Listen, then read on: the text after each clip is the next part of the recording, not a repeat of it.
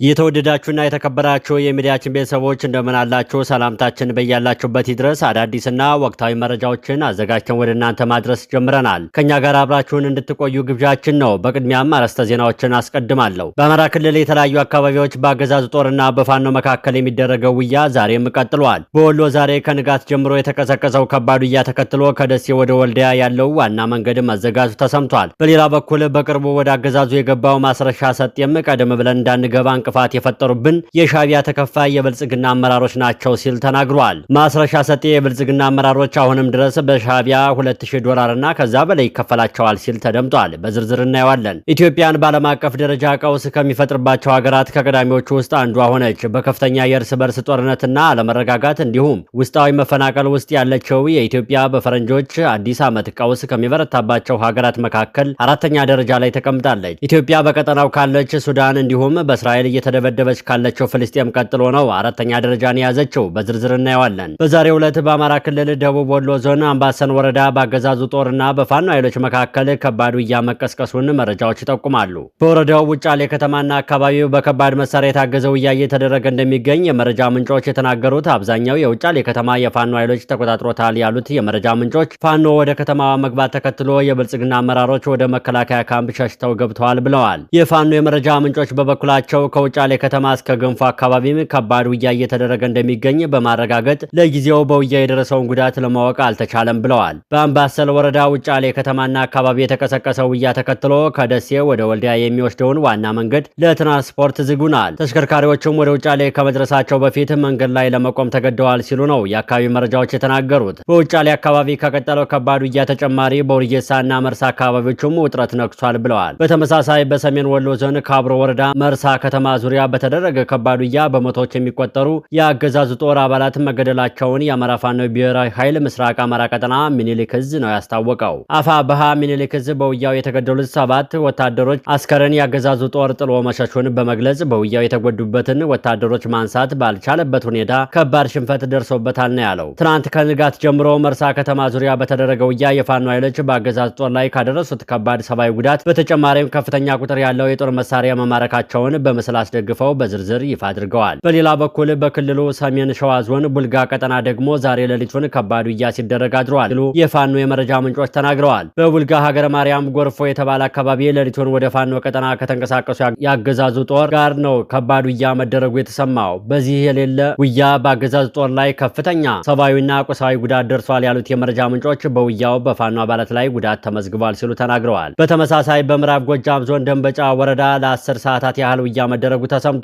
ከደንበጫ ከተማ በ3 አቅጣጫ ተነስቶ ኮረብታ ወደ ተባለ አካባቢ ለመግባት እየሞከረ ያለ የአገዛዝ ጦር ጋር ነው የፋኖ ኃይሎች ከባድ ውጊያ ለሰዓታት ማድረጋቸው የተሰማው። በተለይ ጎላማዶና አደራ በተባለ አካባቢ ላይ በተደረገው ውጊያ ሰብአዊና ቁሳዊ ጉዳት ደርሷል ሲሉ የፋኖ የመረጃ ምንጮች ተናግረዋል። በተመሳሳይ በጎንደር ቀጠና አርማጮ ሐዋሳዊ በተባለ አካባቢ ውጊያ መደረጉ ሲሰማ ውጊያውን ተከትሎ የአገዛዝ ጦር ወደ ጋብላ፣ ማሰሮ ደንብ ከተሞች መሸሹን የፋኖ ኃይሎች አስታውቀዋል። በተጨማሪም የአገዛዝ ጦር ከሰሞኑ ከፋኖ ኃይሎች ጋር ከባድ ውጊያ የገጠማቸው የመተማ ወረዳ ሸመለጋ፣ ሻሚት፣ ደሎሎ ቁጥር 1 እና መሸላ አካባቢዎች ለቆ እየወጣ ነው ሲሉ የፋኖ የመረጃ ምንጮች ተናግረዋል። በሌላ በኩል በቅርቡ ወደ አገዛዙ የገባው የአፋሕድ የቀድሞ የከፍተኛ አመራር ማስረሻ ሰጤ ቀደም ብለን እንዳንገባ እንቅፋት የፈጠሩብን የሻቢያ ተከፋይ የብልጽግና አመራሮች ናቸው ሲል ተናግረዋል። ማስረሻ ሰጤ ከኤንቢሲ በተባለ ሚዲያ ላይ ቀርቦ የብልጽግና ፍረጃን እንደወረደ በመጠቀም የውጭ ባንዳዎች ከባዳዎች ጋር ሆነው ድርድር አይነኪ አድርገውብን ሳለኛ ግን ያንን አልፈን ፈንቅለን ወጣን ሲሉ ተደምጠዋል። ማስረሻ ሰጤ አክሎም የአማራ ክልል የብልጽግና ከፍተኛ አመራር የቢሮ ኃላፊ ከሻቢያ መንግስት በየወሩ $2000 እንደሚከፈል አውቃለሁ። ገንዘቡንም የሚያነዝርለት አዲስ አበባ ባለ ሰው ነው። መንግስት እርምጃ የሚወስድ ከሆነ ለምስክርነት አለን ቢልም በስም ያልጠቀሰው የብልጽግና አመራርን በግልጽ ወንጅሏል። የአማራ ክልል ከፍተኛ የቢሮ ኃላፊ የነበረ ሰው ከሻቢያ በየወሩ $2000 የሚከፈለው ነበሩ። እስከ መቼ ድረስ ማለት ነው?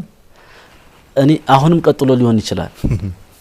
እኔ በባህር ዳር በነበርኩበት እና እኔ ይሄ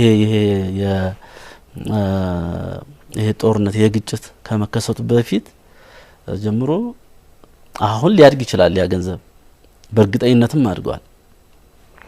$2000 የሚያዘረዝርለት የሚልክለት ልጅ እዚሁ አዲስ አበባ አለ። በዚህ ደረጃ ተከፋዮች አሉ። ከሻቢያ ነው ያ ገንዘብ የሚመጣው። ማስረሻ ሰጤ በጊዜ ወደ አገዛዙ እንዳንገባ አንዳንድ የሻዕቢያ ተከፋይ ያላቸው የብልጽግና አመራሮች እንቅፋት ሆኖብን ቆዩ ሲል ነው ያስታወቀው። በሻዕቢያ ተከፋይነት የከሰሳቸውና በስም ያልጠቀሳቸው የብልጽግና አመራሮች እየሰሩብን ቆይተዋል ያለው ማስረሻም እነዚህ አመራሮች ታዲያ ለማስረሻ ቀደም ብለው እጅ እንዳይሰጡ አድርጓቸውም ነው ሲናገሩ የተደመጠው። ብልጽግና ወዶ ገብ በሚል የሚጠራቸውና የሰላም ስምምነት ፈረም የሚባሉት እነ ማስረሻ ሰጤ በፋኖ ላይ ትልቅ የኃይል ማዛባትና የፖለቲካ ጉዳት አድርሰናል በሚል በኩራት ሲናገሩ መደመጣቸው አስገራሚ ሆኗል። የዛሬውን ንግግራቸውን ማስረሻ ከመጀመሪያው ፋኖ ውስጥ ሆነው ለብልጽግና ወግኖ ይሰሩ ነበር የሚለውን ሐሜትና ጥርጣሬ ያረጋገጠ ምስክርነት ሆኖ ቀርቦባቸዋል። ኢትዮጵያ በዓለም አቀፍ ቀውስ ከሚፈጠርባቸው ሀገራት መካከል ከቀዳሚዎቹ አንዷ ሆነች። በከፍተኛ የእርስ በርስ ጦርነትና ለመረጋጋት መፈናቀል ውስጥ ያለችው ኢትዮጵያ በቀጣይ የፈረንጆቹ ዓመት ቀውስ ከሚበረታባቸው ሀገራት ላይ ደረጃዋን ቀዳሚ ሆኗል። ኢትዮጵያ በሚቀጥሉት የፈረንጆቹ ዓመት የተባባሰ ቀውስ ይደርስባቸዋል ተብሎ ከተዘረዘሩት 20 ሀገራት መካከል አራተኛ ደረጃ ላይ መቀመጡ ይፋ ሆኗል። ይህንን ይፋ ያደረገው ዓለም አቀፍ ለችግር ደራሽ ኮሚቴ የተባለ ድርጅት ሲሆን ከተመሰረተ 93 ዓመታት ያስቆጠረው ድርጅቱ በመላው ዓለም ከሚገኙ